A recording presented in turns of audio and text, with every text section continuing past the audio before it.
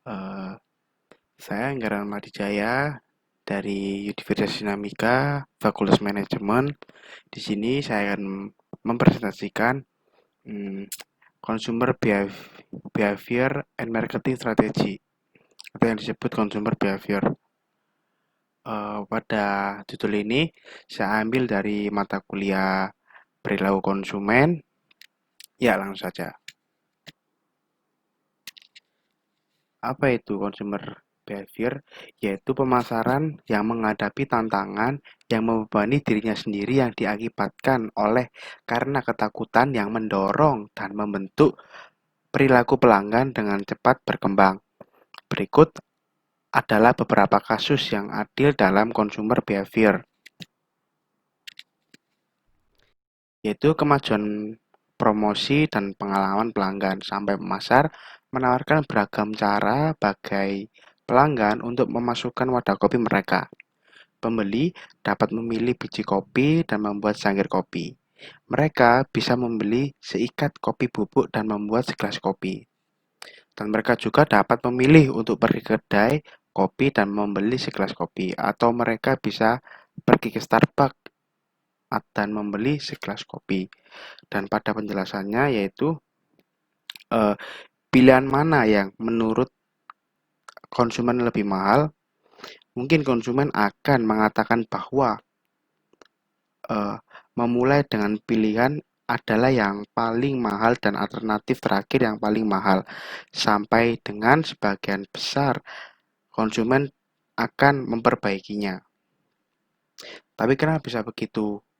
Eh, yang didasarkan adalah terletak pada penghargaan yang dapat dimasukkan oleh pemasar ke produk yang mirip atau yang disebut mirip komunitas, yaitu lapisan-lapisan ini menggabungkan layanan dan pengalaman yang telah ditujukan oleh si pembeli,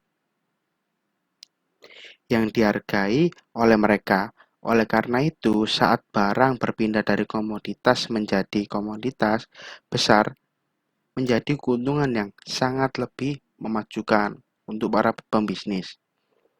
Pembeli cenderung membayar lebih, dikarenakan keberhasilan Starbucks membuktikan kesediaan konsumen untuk membayar lebih untuk satu wadah kopi dan Starbucks yang melapisi produk utamanya dengan manfaat dengan pertemuan. Dan Starbucks akan memberikan semangat sebagai ilustrasi. Dan baru-baru ini uh, membuka toko Ons. Itu salah satu portofolio toko relevansi lokal. Seperti itu dari jawaban case-nya. Yang kedua adalah mempromosikan dua pelanggan versus mempromosikan dua konsumen. Pada hal ini, pemasaran tidak hanya maju ke dalam penawarannya, tetapi juga dalam hubungannya dengan konsumen. Langkah kontrol yang tidak ada dari pemasar ke pembeli telah mengubah landscape. Secara ringkas diungkap, yaitu mempromosikan dua pelanggan telah bergeser ke menampilkan empat pembeli atau empat konsumen. Seperti itu. Pada pemasaran dua pelanggan menggunakan promosi massal dan pendekatannya yang tersebar luas untuk menjangkau sebanyak mungkin. Mempromosikan dua membenamkan pembeli dengan iklan berulang kali dan secara teratur. Dalam upaya membentuk mempertimbangkan konsumen, dalam hal ini membedakan mempromosikan empat konsumen menerapkan pendekatan yang lebih terfokuskan pada upaya yang lebih mungkin menjangkau karena pelangganlah yang membutuhkanlah iklan pemasar. Seperti itu. Daya iklan. Untuk daya iklan sendiri yaitu pelanggan dapat memverifikasi jaminan pemasar tentang biaya kompetitif untuk semua hal, dari mulai membahas tiket masuk hingga barang. Misalnya dengan contoh dompet gemuk. Dan pelanggan tidak perlu mempercayai pemasar karena mereka dapat dengan mudah mengakses audit klien.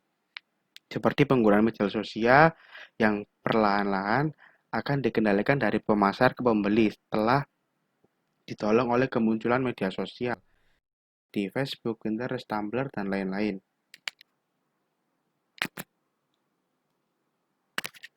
Dan untuk penggunaan crowdsourcing oleh pemasar untuk menyuarakan kebutuhan dalam konsumen, mereka mewujudkan pemahaman pemasar tentang keharusan untuk menempatkan pembeli di pusat pameran. Kasus crowdsourcing online termasuk Nike,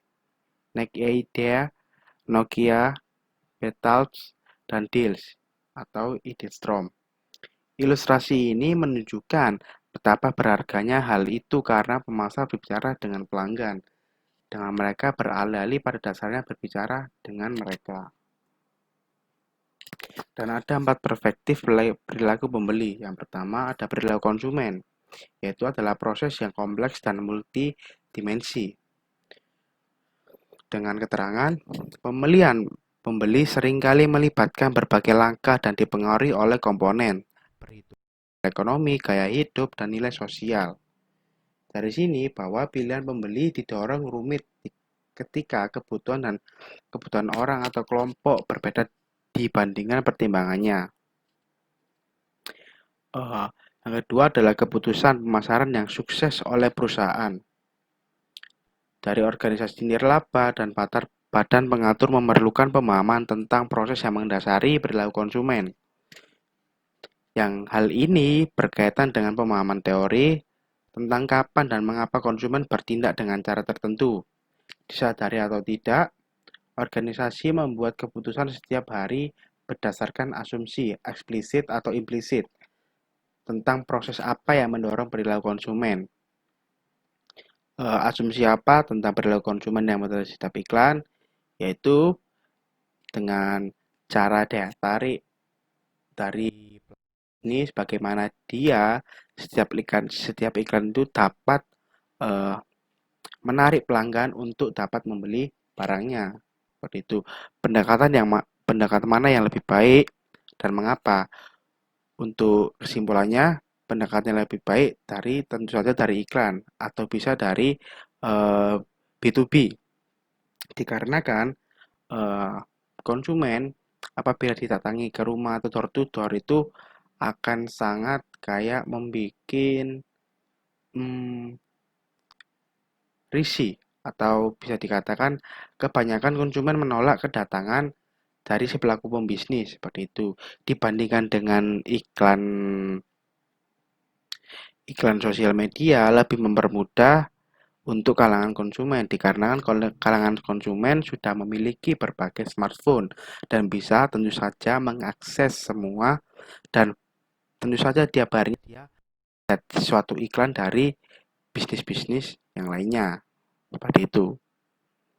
Yang ketiga adalah keputusan konsumen adalah sangat dipengaruhi oleh situasi dan kategori produk. Maka dari itu, pertanyaannya pembeli adalah penting untuk mengetahui bagaimana pembeli tertentu akan melanjutkan dalam situasi tertentu dan untuk kategori barang tertentu. Referensi bagian A menganalisis pendekatan investigasi pembeli yang berbeda. Yang keempat adalah praktik pemasaran yang dirancang untuk mempengaruhi perilaku konsumen yang melibatkan masalah etika yang mempengaruhi perusahaan, individu, dan masyarakat.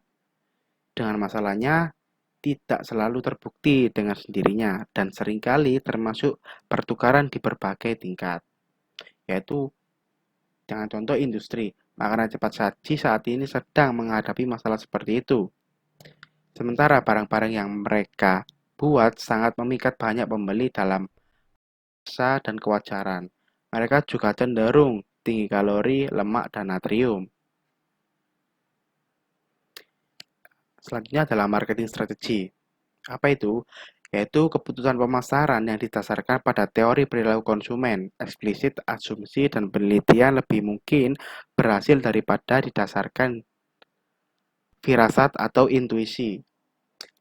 Dan dengan demikian menciptakan keunggulan dalam berkompetitif. Selanjutnya adalah regulatory policy, yaitu ada badan administratif yang berbeda untuk menguraikan dan atau mengaktualisasikan pengaturan yang dirancang untuk mengamankan dan membantu pembeli. Dengan contoh Nourishment and Sedated Organization atau FDA, mengelola Nourishment and Instruction Act atau NLEA antara lain. NLEA mensyaratkan agar makanan yang dibandel secara nyata menampilkan data makanan dalam bentuk papan realitas makanan. Begitu. Kalau di Indonesia seperti BPOM, kayak mengurus semua label yang berbau dengan makanan maupun dengan obat-obatan dan lain sebagainya.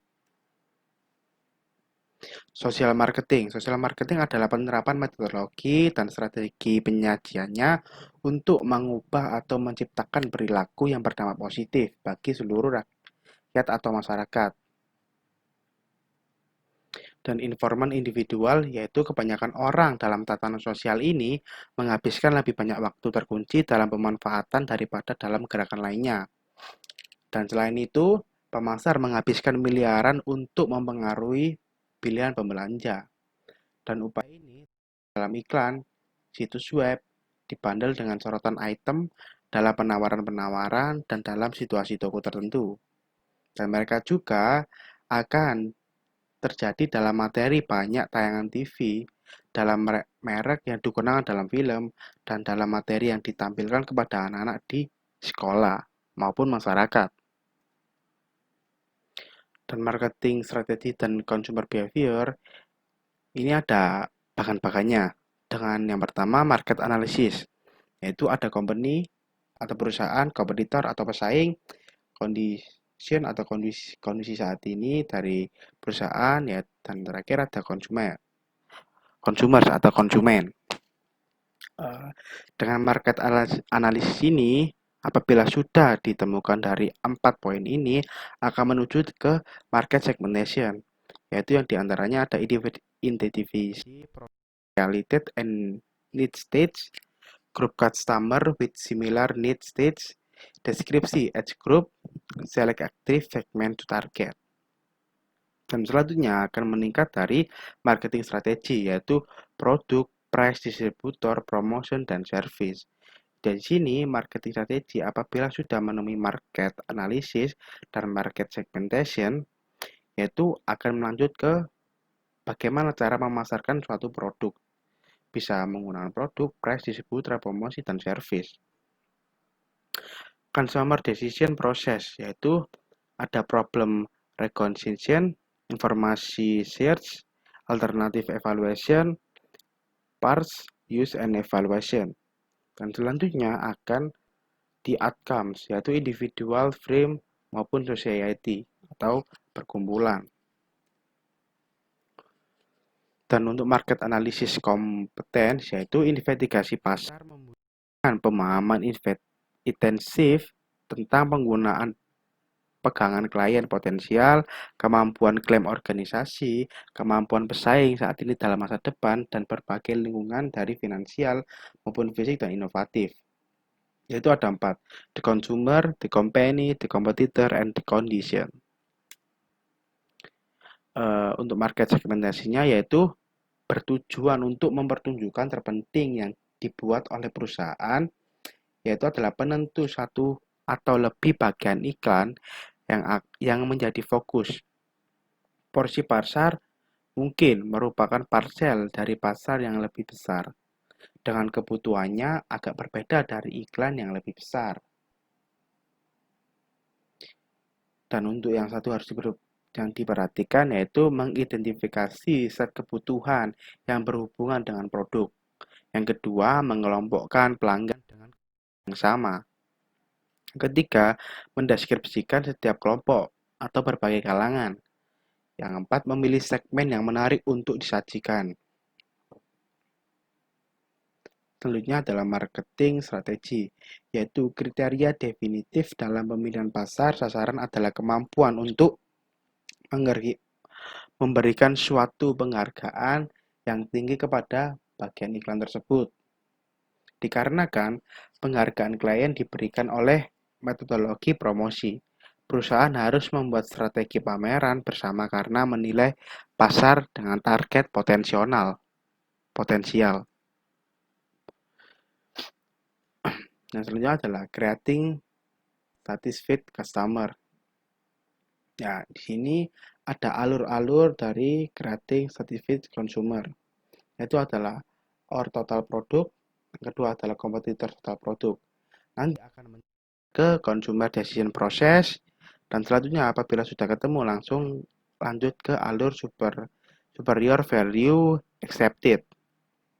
Kenapa bila sudah dipahami dan diolah akan masuk ke sales bagian alur seterusnya. Dan selanjutnya lagi adalah perceived value delivered. Dan yang terakhir adalah customer satisfaction. Seperti itu. Dan ini adalah overall model of customer behavior. Yaitu di sini adalah sebagai perputaran atau lingkaran dari model-model consumer behavior. Yaitu adalah faktor external influence, ada faktor internal influence. Itu. Dan nantinya akan dikonsep dari suatu lifestyle atau kebiasaan mereka. Itu. Decision process yaitu adalah problem, questions, information search, alternative evaluation and selection. Selanjutnya ada outlet selection and purchase.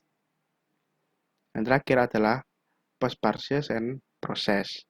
Dan nanti itu akan berhubungan satu sama lain antara external influence, internal influence, dan decision process. Seperti itu.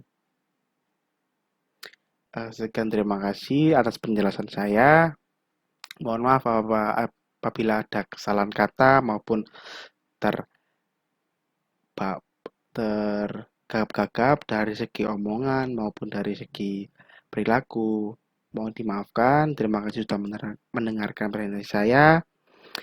Wassalamualaikum warahmatullahi wabarakatuh. Terima kasih.